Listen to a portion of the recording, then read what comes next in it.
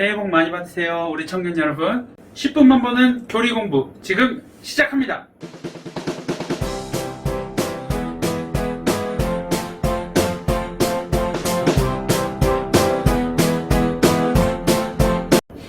안녕하세요. 유기중 강도사입니다. 오늘은 기독론의 마지막에 대해서 공부하게 되었습니다. 웨스트민스터 소요리문답 23문에는 그리스도께서 구속자로서 무슨 직분을 행하십니까? 라는 질문에 그리스도께서는 우리의 구속자로서 선지자, 제사장, 왕 이 세 가지 직분을 행하시며 낮아지시고 높아지시는 양지위, 두 가지 지위에서 행하십니다. 라는 답이 있고요.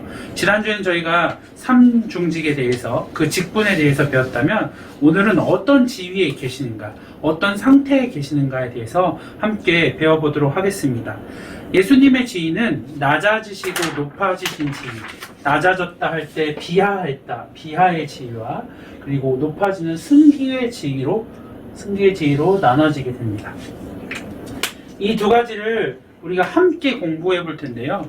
그래서 웨스트민스터 소요리문답 27문에는 그리스도의 낮아지심은 어떻게 이루어졌는가, 28문에는 높아지심은 어떻게 이루어졌는가, 그 순서에 대해서, 그 내용에 대해서 함께 공부하도록 되어 있습니다. 우리가 오늘 함께 공부해 보도록 하겠습니다. 예수 그리스도의 낮아지심의 첫 번째는 무엇일까요? 바로 성육신입니다. 육신을 가지고 태어나시는 것이죠.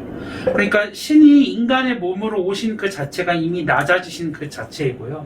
우리가 되게 일반적으로 신이 이렇게 태어났을 때 백마탄 왕자처럼 멋진 모습으로 온다 생각하지만 예수 그리스도께서는 아이의 모습으로, 인간 중에서도 제일 약하고 연약한 모습으로 오셨습니다. 그리고 말 구유에 태어나심으로 가난한 자의 모습으로, 그 삶으로 오셨습니다. 그렇게 천한 신분으로 성육신의 모습으로 낮아지심이 시작이 됩니다. 이 순서는 시간의 흐름에 관련된 부분이니까 시간의 흐름으로 보시면 될 것 같습니다. 두 번째로는 성육신 하신 예수님, 인간의 육신을 가졌기 때문에 율법에 순종하시게 됩니다. 율법의 주인이신데 율법에 순종하는 삶을 살게 되는 것입니다. 그리고 이 율법 아래 있기 때문에 우리가 이 생에서의 비참함을 예수 그리스도께서는 경험하게 됩니다. 그러니까 이 생을 살면서 각종 아픔이나 또한 연약함, 또한 많은 시험들을 당하게 되는 경우입니다. 그래서 결국 이 생의 비참함의 가장 끝, 죄의 가장 끝, 죽음, 십자가에서 죽음을 당하게 되는 것이죠.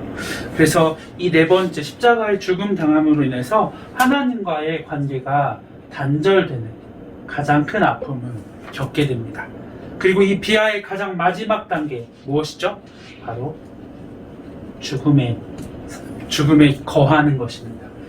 십자가에 죽고 장사되어서 사흘 동안 이 죽음 가운데 예수님께서는 거하셨습니다. 죽음 가운데 이 거하심으로 우리가 당할 형벌의 가장 마지막인 죽음까지 예수 그리스도께서 체휼하셨던 것입니다. 그런데 우리의 죽음과 다른 내용이 있습니다. 바로 썩지 않으시는 거죠. 육신이 썩지 않으셨습니다.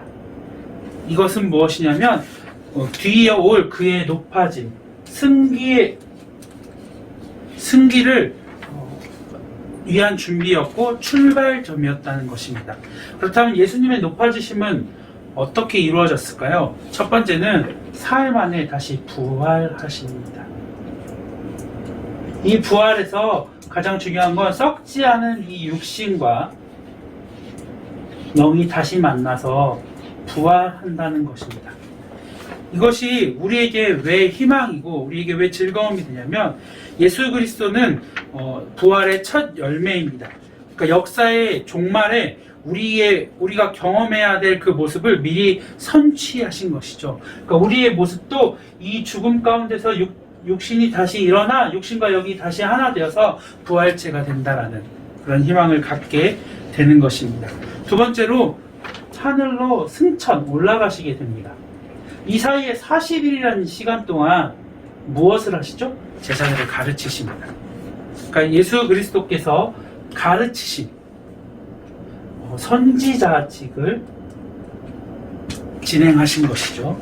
그리고 이 이후에 하나님 우편에 앉으시게 되는데요. 이 하나님 우편에 앉았다는 것은 무엇이냐면 하늘과 땅의 모든 권세를 공식적으로 이제 위임받은 모습인 겁니다. 그리고 이 자리에서 우리의 죄를 하나님 앞에서 대변하고 또한 중보하는 위치에 계신 것이죠. 그리고 가장 중요한 마지막에 다시 오셔서 재림주로 심판하게 되십니다. 예수 그리스도께서는 이 비하의 시기와 승기의 시기에 우리에게 그 삼중직을 다 행하셨습니다. 그러므로 통해서 우리를 여전히 사랑하시고 우리를 위해서 중보하시고 우리를 구속하셨습니다. 자, 이제 마무리를 함께 해볼까요? 그러면 예수 그리스도의 지위, 그러니까 삼중직을 낮아지심과 높아지심에서 예수 그리스도가 행하셨습니다. 그러면 각각 어떤 모습으로 나타났는지 마지막 정리를 해보도록 하겠습니다. 우리가 선지자로서 예수 그리스도가 인성의 모습으로, 그러니까 십자가에 죽기 이전의 모습은 어떻게 불렸죠? 교사라 불렀습니다. 랍비라고 불렸죠. 랍비라고도 불렸듯이 교사, 랍비 또한 선생으로 불리며 하나님의 말씀을 전하는 그런 모습이었다면 예수 그리스도의 높아지신 이후에서는 어떤 모습이냐면 승천할 때까지, 승천하기 전 40일 동안 제자들을 가르치십니다. 무엇이 달라졌죠? 예수 그리스도의 비하의 모습에서 이제 승기, 높아지신 모습으로 예수 그리스도의 모습이, 그 지위가 달라졌습니다. 두 번째, 제사장의 모습으로는 고난과 죽으심으로 그 백성들의 죄를 대신하셨습니다. 그리고 높아지신 예수 그리스도께서는 지금 무엇을 어떻게 하시냐? 하나님 우편에 앉으셔서 우리를 위해서 하나님 앞에서 변호하고 있습니다. 그리고 세 번째, 왕의 모습으로는 이적을 해가시며 귀신들을 쫓아내시고 질병을 고치시고 천국의 법을 선포하시면서 이 세상의 자연의 힘, 그리고 죽음을 명하여 복종시키시는 그 왕의 모습들, 복종시키는 통치권의 모습들을, 병이나 귀신에 대한 통치권의 모습들을 보여주셨다면, 이제 높아지셔서 무엇이 되었냐면 교회의 머리가 되셨습니다. 그래서 교회의 머리 되시고 또 교회의 몸된 우리들을 이끄시고 결국 우리를 통치하셔서 우리가 우리의 의지대로 하나님의 말씀을 따를 수 있도록 우리의 모습을 이끄십니다. 그리고 심판주로 다시 우리에게 오셨을 때 각 피조물들에게 마지막 심판을 내리시는 왕의 모습을 높아지신 예수 그리스도께서 우리에게 이루실 것입니다.